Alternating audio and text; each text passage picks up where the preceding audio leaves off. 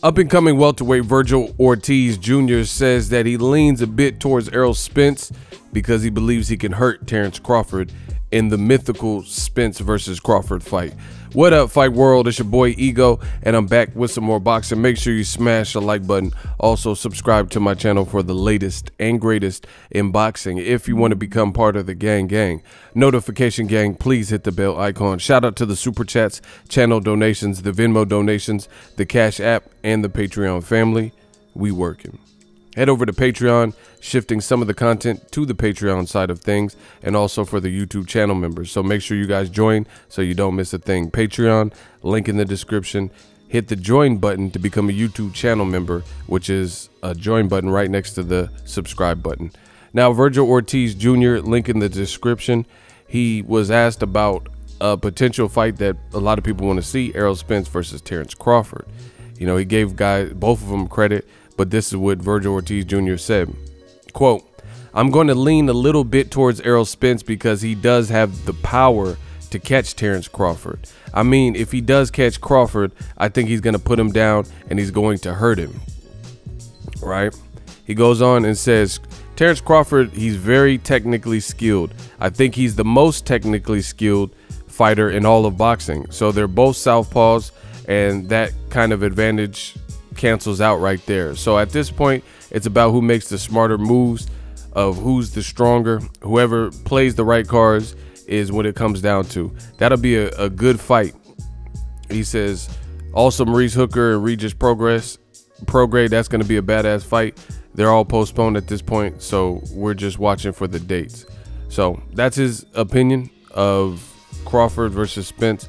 Listen, I've talked to a ton of fighters. One of the interviews is coming up on the channel, so keep it locked on that. You know, I don't want to give it anything away, but I just recently asked a fighter about Errol Spence versus Terence Crawford, and I don't feel anybody that I've talked to or that I've really seen is 100% confident where they would put their life savings and entire, you know, risk it all betting and picking Errol Spence or Terence Crawford. So that's how you know this is a great fight, because people are torn. People pick Crawford, people pick Spence. You see Vergil Ortiz Jr. here. He says he leans towards Spence, and you know, it gives him the power edge, and he could see him stopping Crawford.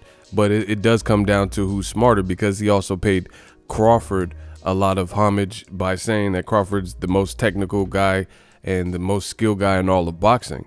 So that means an up-and-coming welterweight who looks to be the goods, like Vergil Ortiz Jr., he's checking, and you know, he's looking at that fight as like, this is a good fight.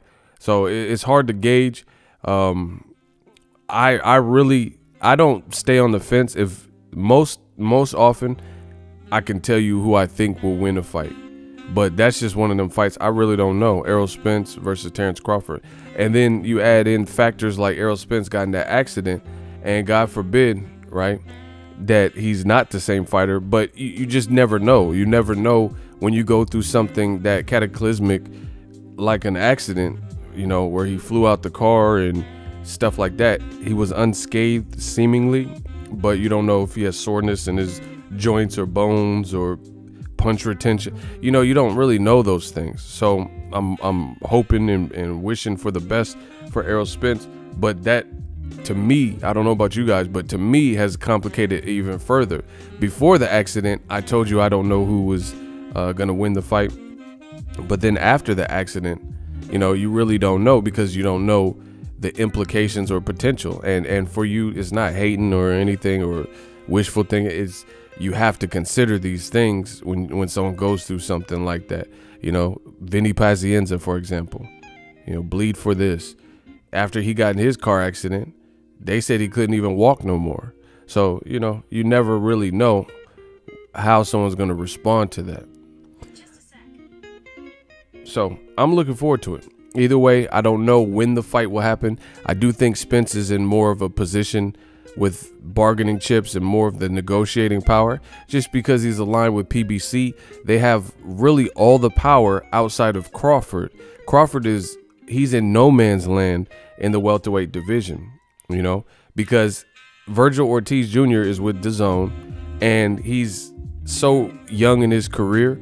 I don't see Golden Boy just putting him in there with the Crawford. So I can't see that fight or Errol Spence or whatever being done anytime soon. You know, Vergil Ortiz, I think he's like 21 years old, something like that. So he's very young. So that's a great fight, but I really don't see it being made anytime soon. So then you look at Top Rank, who is there really for Terence Crawford that can match? Pacquiao left, Brandon Rios left, Jesse Vargas left, and I'm not even saying these are the best fights. I'm just naming people who were in the welterweight division, in or around the welterweight division, that are no longer with Top Rank. Ruslan Provodnikov retired. You know, it's slim pickings. Mike Alvarado just got knocked out in a recent fight. You know, so his stock is not the same. And the thing about it is Terence Crawford is so damn good that people aren't going to be fooled or really entertained in fights where the guy on paper, you already give him no shot. Because even the Mean Machine, this is how good Crawford is. Mean Machine's a two-time Olympian, and people wrote him off, and he actually did pretty well for himself early in the Crawford fight, and he gave Crawford some issue, you know, but based on the fact that people had not really known about Mean Machine, he wasn't a big name. He was coming off the Ray Robinson performance that he arguably lost. He didn't really look great in.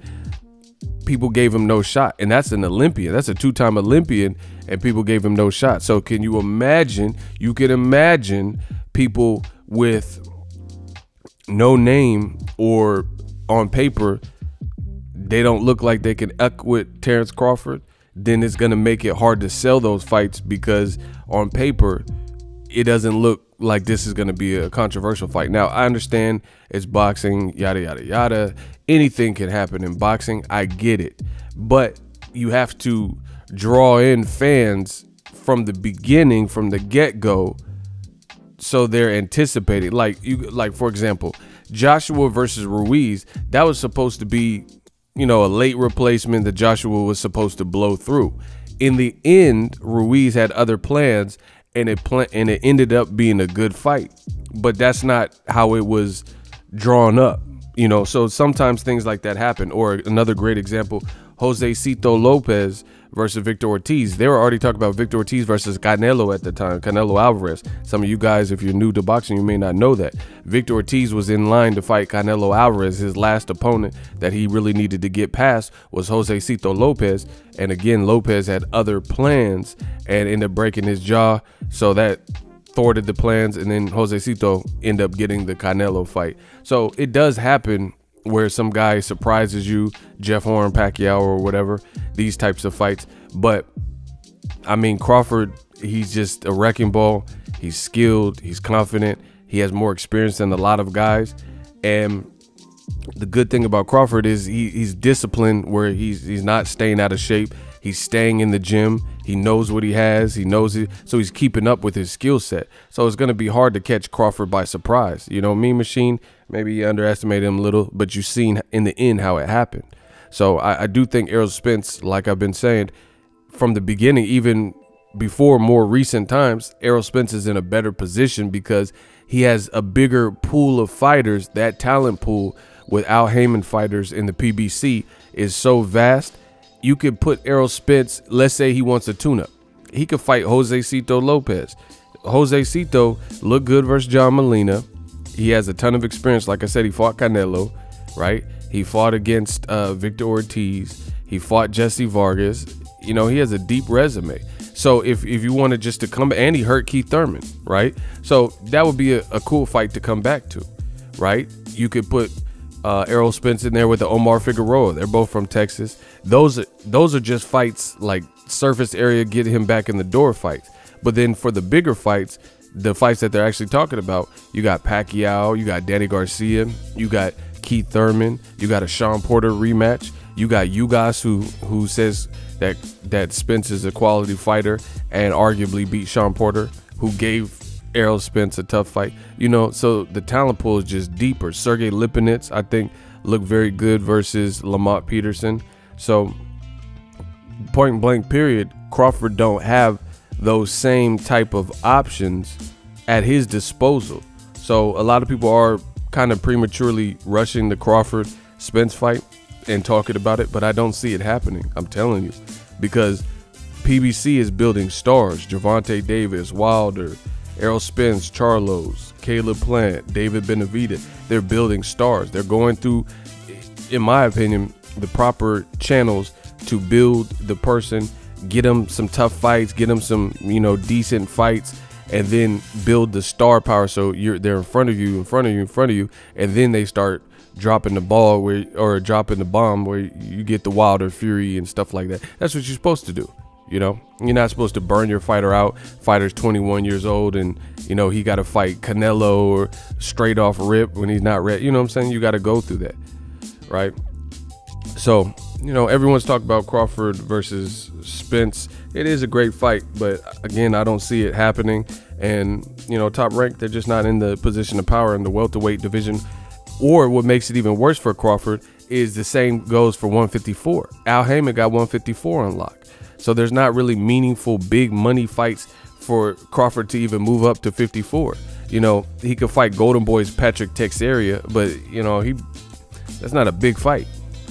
The big fights would be Charlo, Jermell, Hurd, you know, Erickson Lubin, guys like that. So, you know, it is what it is. Right now, it's just people's opinions on the fight. It is a good fight, but we'll wait and see because I don't see it happening. Now, if you want to help the channel, click on the link in the description and sign up for ESPN Plus. ESPN Plus, home of exclusive content, BTS. They got a ton of original shows that are available on the ESPN Plus platform. Also, they have archive of boxing fights and UFC fights that you guys want to revisit and stuff in full quality, like Mayweather versus Pacquiao. Great option, link in the description. It does help the channel when you guys click on that. You can get ESPN Plus as a standalone app, or you can combine it, bundle it, ESPN Plus, Hulu, and Disney Plus. All three apps, one price, $12.99. Now, let me know what you guys think. Drop your thoughts in the comment section. Vergil Ortiz gives a slight edge to Errol the Truth Spence Jr. He thinks that Crawford, if he gets hurt, then Errol Spence can finish him. It's interesting. Like I said, Crawford, he's a switch hitter, ambidextrous, so he can do different things. He can give problems to anybody. Let me know what you guys think. Drop your thoughts in the comment section. As always, hate, comment, and subscribe. Till next video, is Ego signing off. So if you enjoyed this video and want more content like this on the channel, you can show your appreciation by going to the PayPal donate button or the YouTube support button, and you can donate any amount that you feel is equivalent to the value of this video. Much more to come. Thank you guys for your support. Boxingego, the future of boxing.